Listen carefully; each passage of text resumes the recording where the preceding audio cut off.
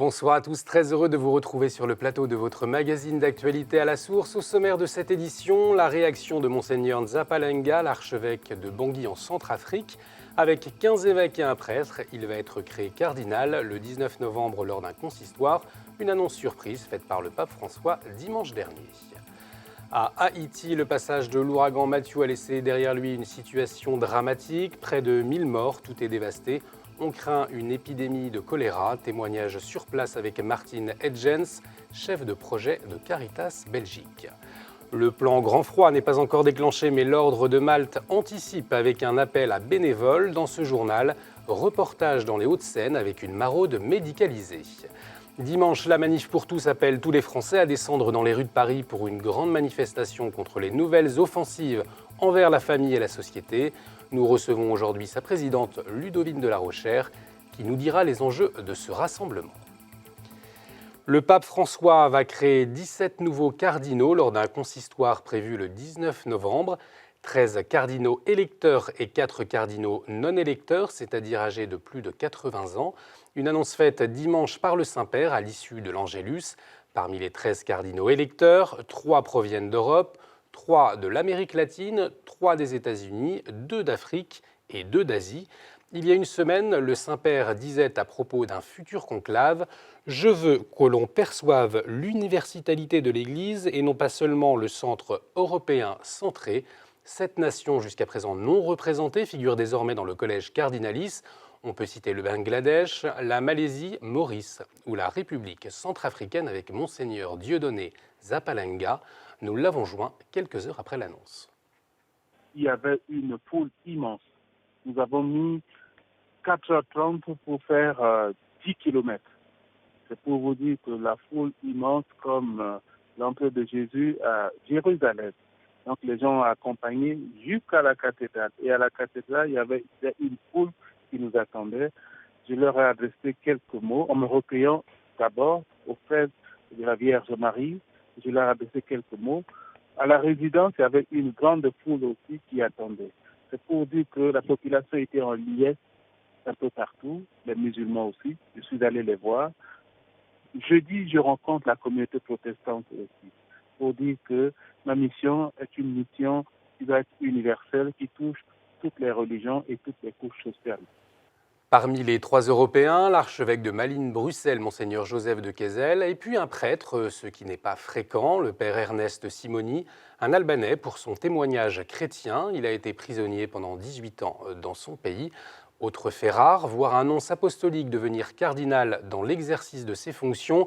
C'est le cas de l'Italien Monseigneur Mario Zenari, actuellement à Damas, un signal fort envoyé à l'Église, aux chrétiens de Syrie et à l'ensemble de la communauté internationale. Vous le savez, la situation est toujours très complexe autour du conflit syrien. Samedi, l'ONU n'a pas encore réussi à trouver d'accord sur un cessez-le-feu dans la ville d'Alep. Moscou a posé son veto. 2 jours avant, à l'appel de l'AED, l'aide à l'Église en détresse, les élèves de plus de 2000 écoles se sont rassemblés dans plusieurs villes de Syrie pour alerter les responsables politiques.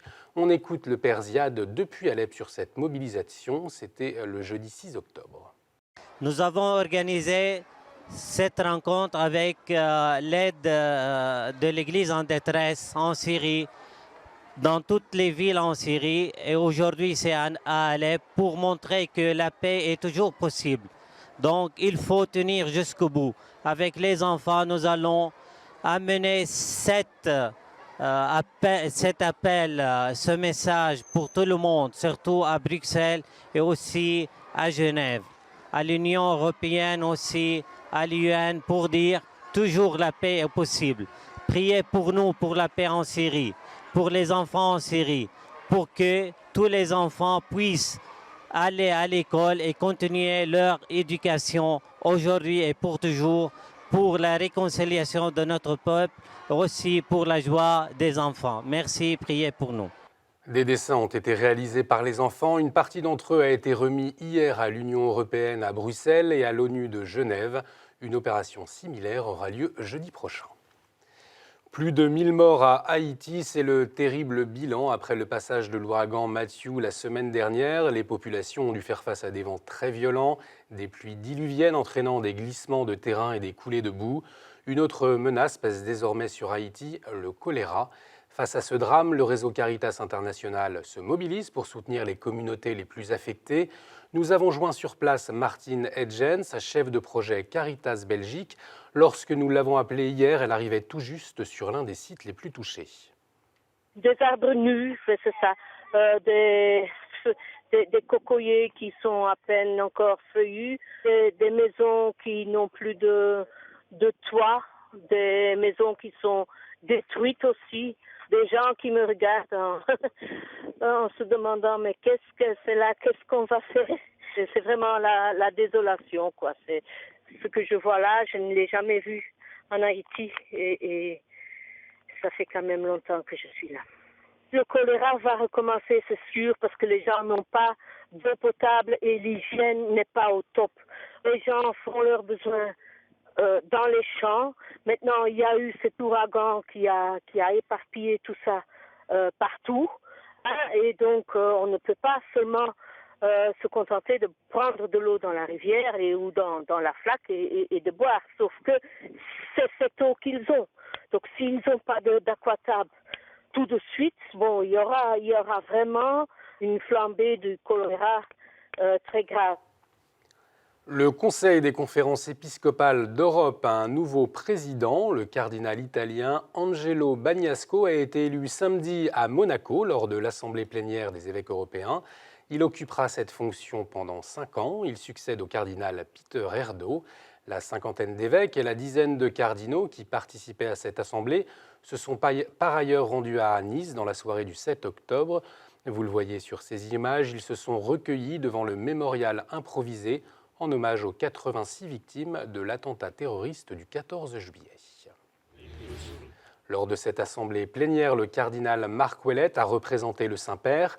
Le préfet de la Congrégation pour les évêques était hier à Paris, au Collège des Bernardins. Il a présidé la rentrée solennelle de l'Académie catholique de France, une cérémonie que vous avez peut-être vue sur KTO juste avant cette émission. Vous pourrez la revoir sur notre site internet. Autre actualité pour le cardinal Ouellet, il vient de publier un livre « Famille, deviens ce que tu es ». Il y invite les fidèles à refaire une lecture attentive d'Amoris Laetitia, l'exhortation apostolique post-synodale du pape François. On écoute le cardinal Ouellet. J'ai voulu à la fois interpréter Amoris Laetitia au début, c'est-à-dire le document papal, et en même temps donner une réflexion complémentaire sur le sacrement de mariage et la mission de la famille dans le monde d'aujourd'hui. Le sacrement de mariage, c'est une rencontre avec le Christ et que, comme le Concile nous a dit, le Christ vient à la rencontre des familles par le sacrement de mariage et il demeure avec eux. Et il apporte la présence de son amour, de sa grâce, de son pardon. Et ainsi, il aide l'amour humain à réussir, certainement, et puis en même temps à être un signe d'espérance pour la société. Le cardinal Ouellet, premier invité de la nouvelle émission Sans langue de buis, diffusée vendredi soir à 20h40 sur KTO. Le concept, des chrétiens font part de leurs questions à un évêque sur notre plateau. L'église Sainte-Claire dans la ville de Saint-Étienne ne pourra plus accueillir de sans-abri. Depuis 2007, son curé, le père Riffard, y logeait des migrants la nuit. La préfecture de la Loire et le procureur ont signalé à l'évêché que l'église n'est pas aux normes de sécurité pour prétendre devenir un centre d'hébergement nocturne. L'église poursuivra son accueil de jour. Et c'est justement pour venir en aide aux personnes de la rue que l'Ordre de Malte, en partenariat avec le SAMU social, va à la rencontre des plus isolés depuis plus de 20 ans. Parmi ces maraudes, l'une a la spécificité d'être médicalisée. Notre journaliste Olivier François a pu constater l'apport de cette mission. Bonjour Karine, ça va bien? Karine et Guy sont bénévoles à l'Ordre de Malte. Guy, médecin à la retraite, prépare les différents médicaments nécessaires pour les maraudes médicalisées. 2 fois par semaine, une équipe de l'Ordre de Malte va donc à la rencontre des sans-abri des Hauts-de-Seine. Guy consacre 2 soirées par semaine à ces maraudes. 18 ans après les avoir commencées, c'est toujours avec beaucoup de joie et d'émotion qu'il parle de ses amis. Donc, 1 par jour. Hein? On parle souvent de s'occuper des plus faibles. Mais je crois que c'est eux les plus forts et c'est nous les plus faibles. Et c'est eux qui nous aident. Françoise, sans abri depuis peu, a rejoint la rue par amour pour son conjoint. Pour elle, ces maraudes sont indispensables pour ceux qui vivent en marge de la société. C'est gentil, parce qu'au moins, même si on est à la rue, on sait qu'on peut compter sur certaines personnes. Et voilà quoi, et puis quand ça va pas, on sait qu'ils sont là à notre écoute. Et c'est ce que j'ai dit à la Croix-Rouge de Paris tout à l'heure, qu'on les remercie énormément pour leur écoute et pour leur soutien. Parce que si eux ils passaient pas en maraude et si vous passez pas nous voir non plus, on n'aurait pas un peu de chaleur humaine le soir quand on rentre ici avant de se coucher. L'Ordre de Malte ne compte pas s'arrêter en si bon chemin puisqu'il souhaite organiser des maraudes médicalisées à Lille, Annecy ou dans le Limousin. Et si vous aussi vous souhaitez devenir bénévole à l'Ordre de Malte, rendez-vous sur le site qui s'affiche en bas de l'écran. Les diocèses d'Île-de-France fêtent leurs 50 ans. Le 9 octobre 1966, Paul VI crée les diocèses de Créteil, Évry-Corbeil-Essonnes, Nanterre, Pontoise et Saint-Denis, à partir de ceux de Paris et Versailles. Dimanche, des célébrations ont marqué cette date anniversaire, comme dans les diocèses de Créteil ou encore celui d'Évry-Corbeil-Essonnes. 6500 personnes ont participé dimanche à la messe présidée par le cardinal André XXIII. Dans le diocèse de Saint-Denis, Monseigneur Delannoy, l'évêque du lieu, a présidé une messe dans la basilique. Plus tôt dans la journée, il a béni une statue de Saint-Denis offerte par le Carmel de Frileuse dans l'Essonne. Toute cette année a été marquée par des événements pour célébrer la joie de cet anniversaire. Bilan avec Monseigneur Delannoy, évêque de Saint-Denis.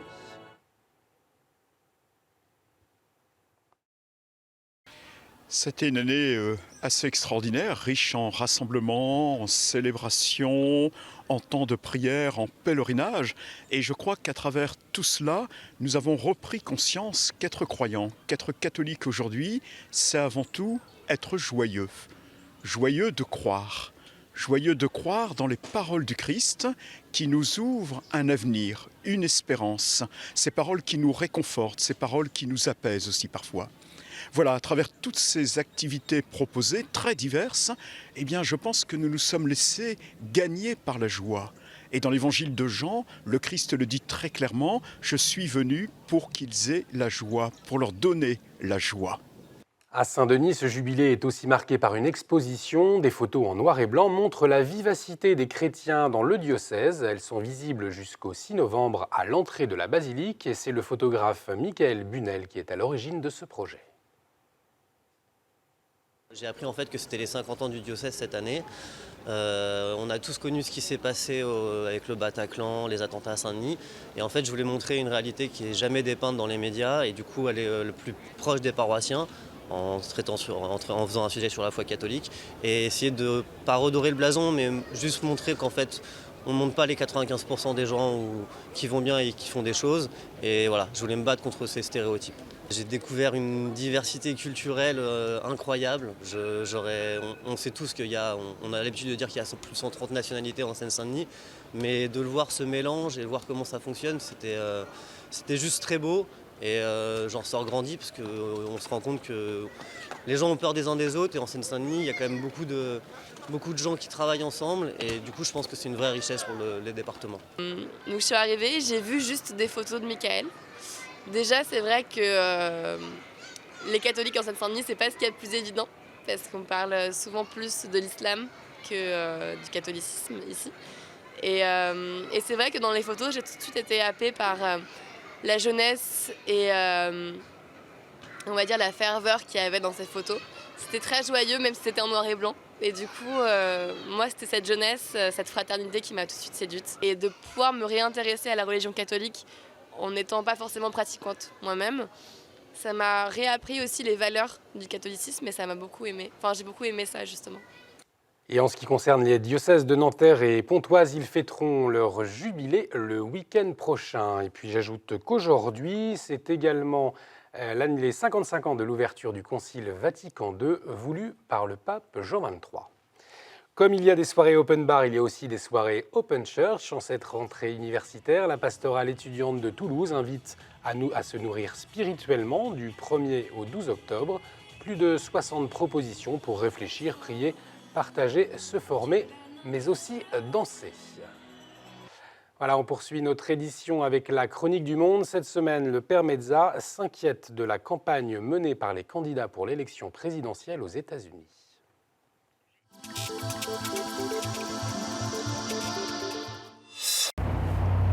Bonjour, aujourd'hui je suis aux États-Unis, à Georgia.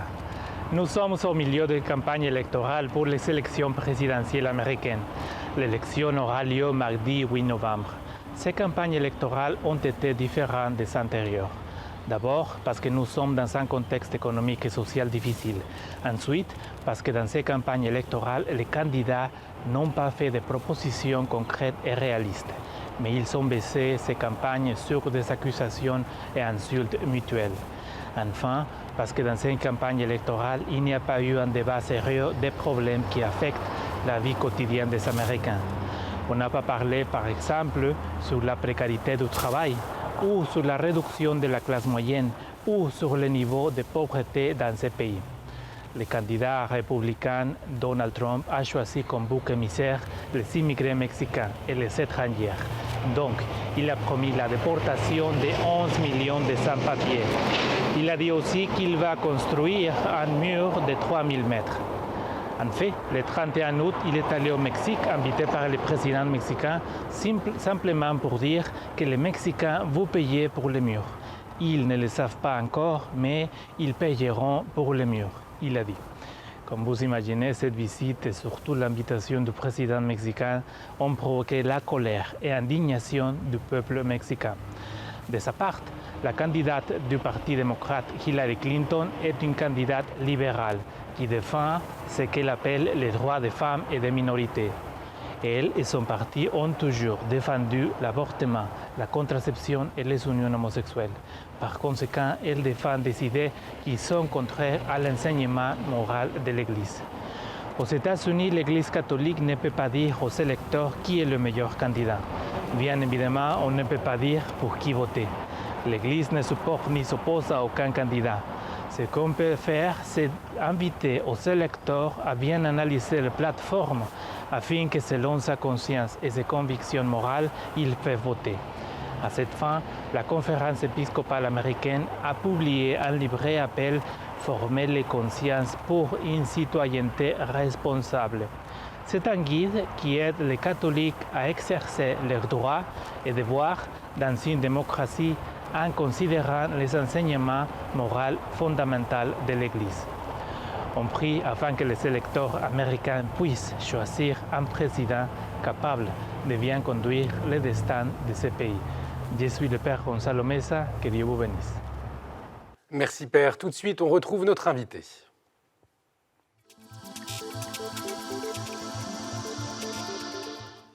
Dimanche prochain, le 16 octobre, aura lieu la 7e manifestation nationale organisée par le collectif La Manif pour tous, un collectif qui a vu le jour en septembre 2012 pour s'opposer à la loi Taubira. Le mariage entre personnes de même sexe est légal depuis le 17 mai 2013. Pour autant, la Manif pour tous continue sa mobilisation.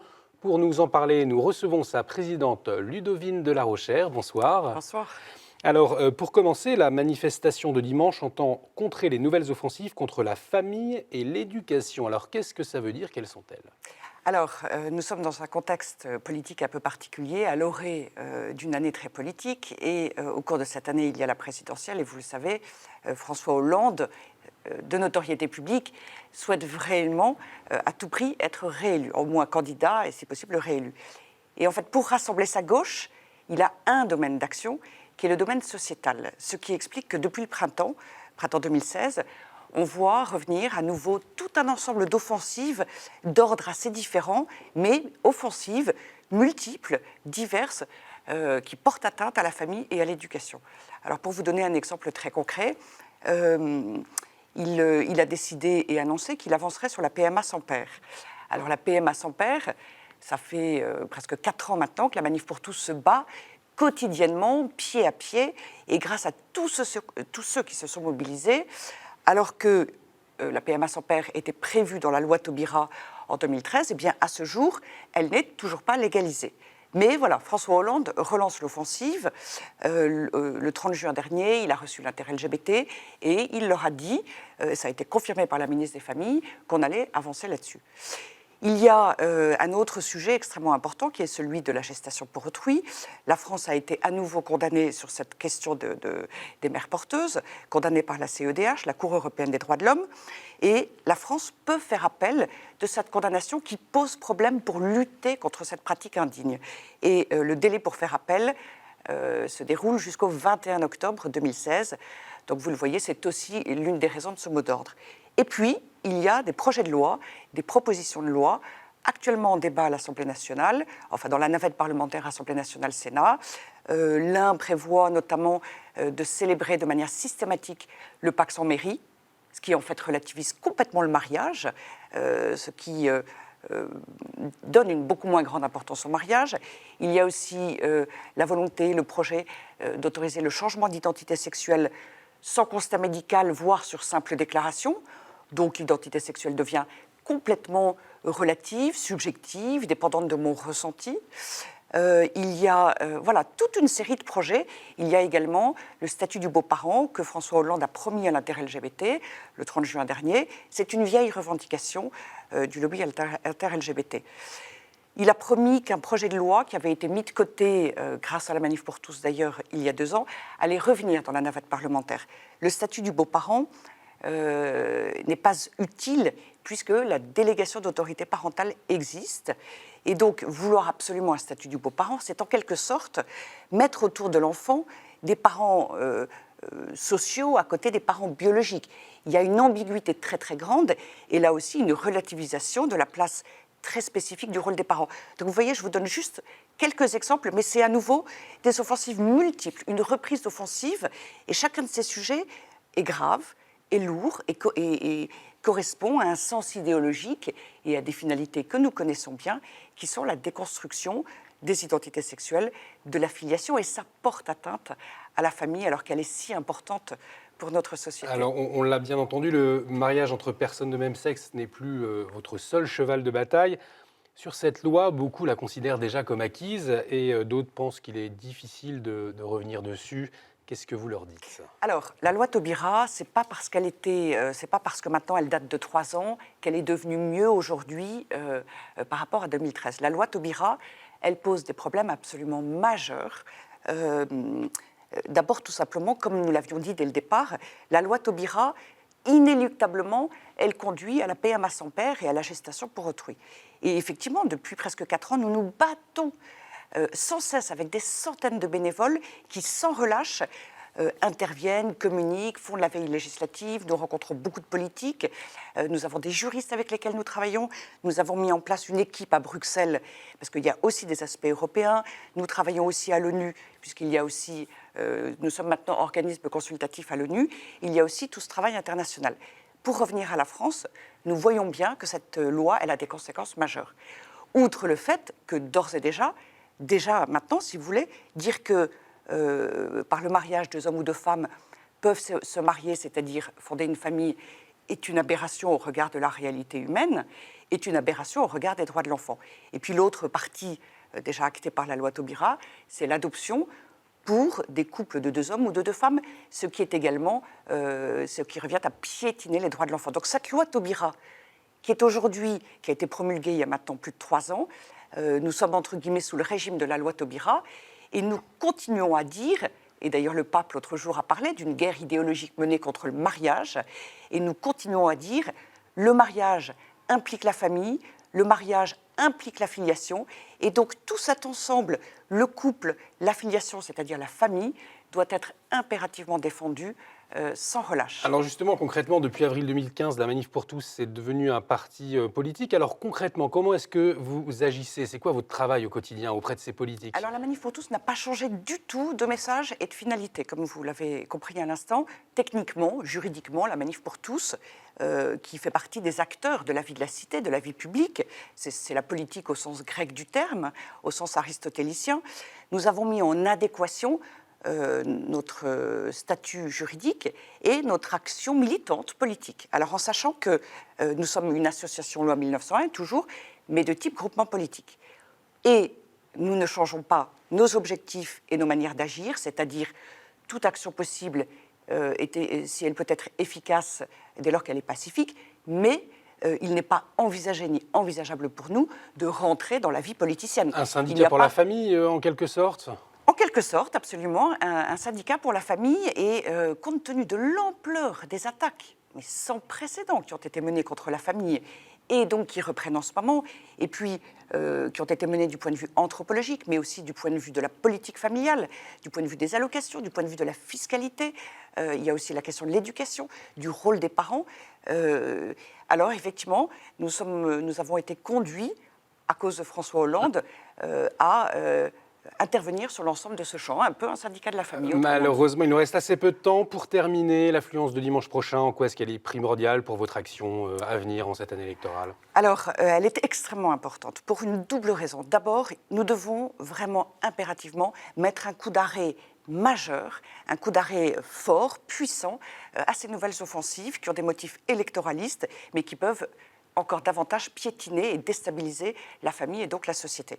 Et puis par ailleurs, nous savons bien que depuis maintenant des années, et je dirais même avant 2012, nous sommes dans un mode d'action politique, une manière de faire des politiques qui est quand même trop souvent sous un regard très libertariste, très individualiste, et la société est très déstabilisée. Notre société ne va pas bien, et il faut protéger cette cellule de base de la société qu'est la famille.